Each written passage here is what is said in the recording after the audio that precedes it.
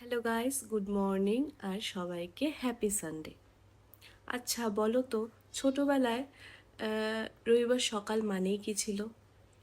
ঘুম থেকে উঠে হাতে হরলিক্স বা দুধ নিয়ে ঠাকুমার ঝুলি কিংবা পঞ্চতন্ত্রের গল্পে হারিয়ে যাওয়া।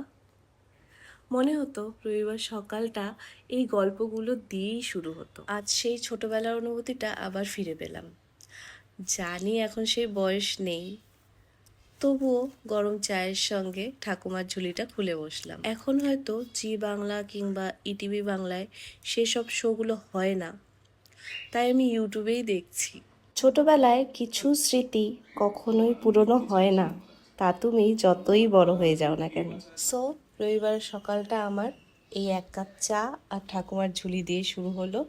আর বর গেছে বাজারে, দেখা যাক ও কী নিয়ে আসে। আজকের মেনুটা পুরো ডিপেন্ড করছে ওর বাজারের উপরে।